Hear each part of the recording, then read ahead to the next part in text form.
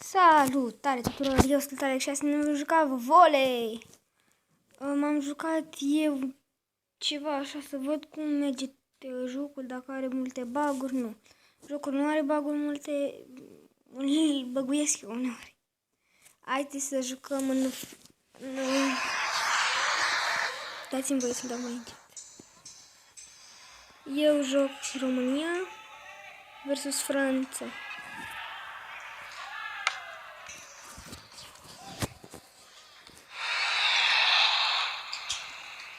Așa. Haide, bravo, bă, băiatule, bă, băiatule. Sunt și challenger, pot să joc și multiplayer. Scuzați, am găsit un bug. Dacă ai peste 100 de bănuți și închizi jocul în timpul unui meci, îți ia 100 de bănuți. Îți ia prima cifră, adică am 160 și când închid jocul și deschid cu 60 de bănuți. Dacă am 260 de tot cu 200.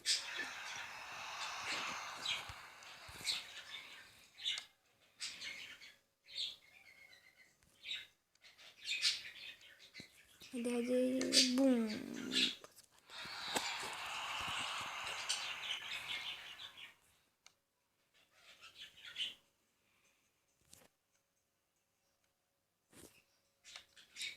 A băgat punct.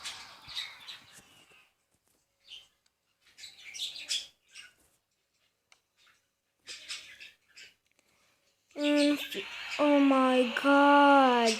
Am băgat-o câștig.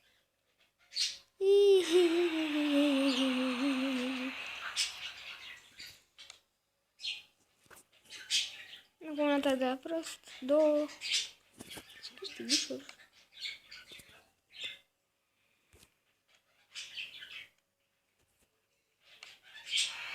Încă un punct și am câștigat. Încă puțin și am câștigat. S-am pierdut.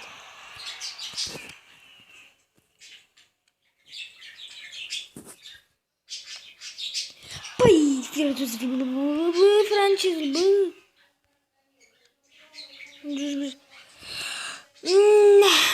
Este, am câștigat. V-am arătat un meci și nu, eu am pierdut.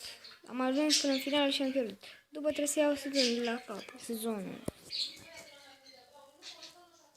Cupa. Putem juca și multiplayer.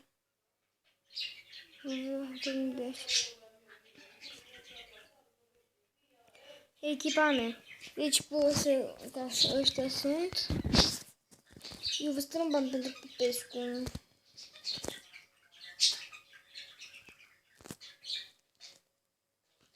Point. Sau Jackson. Deci sunt doi francezi. La Ambret și Dupont. 210 și 25.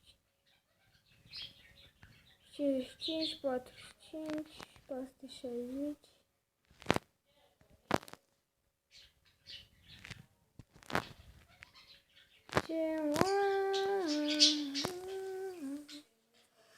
Echipa, pot să mă negrez. Ia să vreau să văd cum arată rusul meu. De ce are părul? Un pic mai deschis.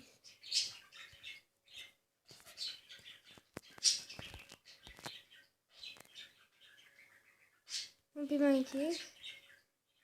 Perfect.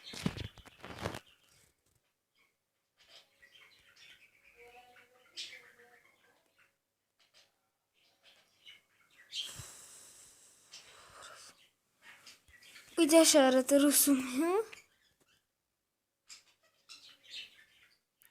O să schimb echipamentul. Rusul meu îl are pe... Care îl are rusul?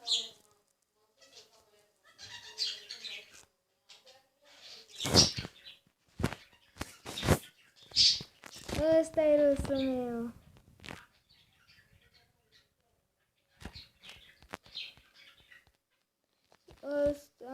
Uite, ăsta e echipamentul meu preferat. Părul să mi-l... Și sunt un bac care chiar foarte mișto. Air.